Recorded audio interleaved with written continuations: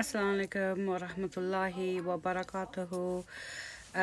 It's actually 10:30 p.m. and I wasn't going to actually do anything today, but I was sitting there quite bored. What is strange about the Ramadan this year, not only that it's our first Ramadan at home, and I already spoke about that, there's only 6 hours between iftar and sahari, before sunset and sunrise. And I just find that after you've cooked and everything, and we don't have heavy meals to be quite honest, but whatever you have, by the time you've finished, it's let's say it's 9:30, and then you're praying, and then before you know it, it's Isha and Taraweeh, and then before you know it, it's Sehri again. And I'm just so bloated. I really am. It's been a year now. I've had my tummy tuck, and I think this last 2 weeks in Ramadan, I think my belly's just grown back again. So I've got an hour to kill before I get ready and go down and do pray Taraweeh. But yeah, I think I'm just finding that a bit of a challenge, to be quite honest. It's just that your days are rolling into one, and you don't know when your day's starting to when your day's leaving. I'm wearing this top because my chadra always slips, and you can always see my neck, and it's getting and then here I have, look, the 60s hair style. I don't really plan anything, and I just find whatever scarf I've got just thrown when things are washed. So I don't stage anything, I don't script anything, and my hair certainly wasn't planned to look like that, but I think it's quite cute, so I'm going to keep it like that. So yeah, whatever works really, and that's the whole point of doing this. And my husband, mashallah, has bought me the tube light, or the ring light, whatever you call it, because obviously it comes up in TikTok, and I don't obviously use it like that because you need to have a black background. So I might change my chadra at the back. That was given to me by my dad when I got married, so it's the first time I've actually used it, and I draped it because in the reflection you can see my back bulge, and yeah, not desirable, and not fitting of the eyes. So I think I might have to invest in some black chadras that I have, and hopefully get that sorted as well, so then you can have the tube light set up. So he's bought me the ring light. It's so cute of him, actually. I said to him, shouldn't give it to him, should give it for me for Eid, because I don't think it's got to be an Eid gift now. But yeah, it's quite cute, and he's bought me the tripod that doesn't fit my my new phone. I bought myself an iPhone X Pro. I was quite depressed actually, and I've been asking for a new phone because we upgrade every 2 years, and obviously he wants to keep the bills down, especially that I'm always in an overdraft because I keep going to Pakistan, and I think overdraft's in the bud because I get paid. So if you got a job, you don't have to worry about it.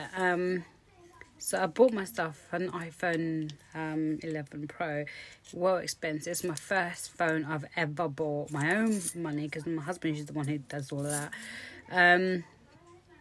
Yeah, so my phone doesn't fit on it. But I've got to take this down because it's getting on my nerves. And then he bought me the tripod. So the tripod now doesn't fit the phone that I originally had, which was an iPhone XS. I don't know what. Anyway, so yeah, so that was that really. Now my hair's all messed up. So yeah, so that's basically where we are. Oh, that's the reason I came online actually.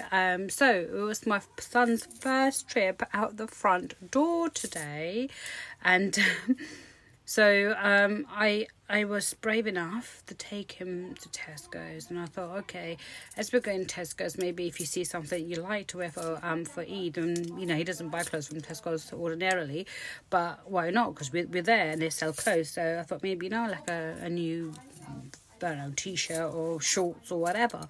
Anyway, so kitted him out with all his mask and everything and his hoodie. And I couldn't find my hoodie, others we were dressed up the same, and we went out. And I have to say, right, so he had his gloves, and I made sure he had surgical gloves because we've got boxes of surgical gloves, and so it was all masked up and everything. I think my husband was more embarrassed, and so the mullah bhai didn't even wear his because he's got a really long beard since my dad died. He hasn't shaved since my dad died, and so anyway, so he didn't wear his mask. And the reason, what am I talking about? The reason I'm talking about it, because I know in the media and everything, because all these petitions about not sending your children to school, because as you know, the second phase is in June. Children are going to go back to school depending on the rate of infection. So there was all these petitions of parents to sign so that you don't send your children and you're not to get fined for not sending them. And to be quite honest, it ain't such a big deal, because it's going to reduce the size to 15 in a class, and it's going to be alternative days or whatever the school decides. Okay, so I'm a teacher. I'm not even sure if I'm going back or not, to be quite honest, unless I'm asked or told otherwise. And my son is year 6. Anyway, so when I took my son out today, so I was like, it's your first day. After 2 months, he's like, Mummy, I don't even know what to do. It's the first time I was outside the house.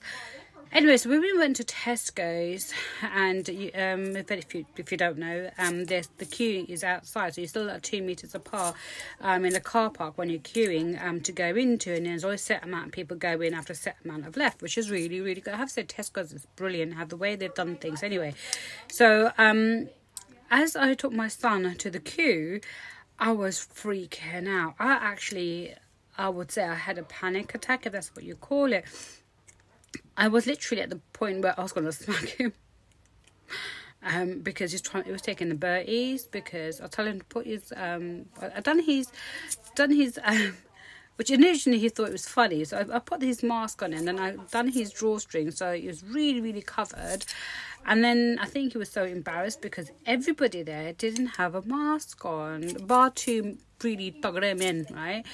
And I was like, I don't care about other people. These people are so complacent. They haven't got gloves. Now they haven't got masks. Then they're going to be closer together. Then they're going to start doing this herd thing again. And I don't really care. Nothing's happened to me. They're going to end up being complacent. And then there you go. Smack with coronavirus. But you're my son. So I'm going to be caring about you. Then I had forced him to put his gloves on. So I can't put it on. So then I forced his gloves on him. And then he's going, and, he touched his face. He touched his face.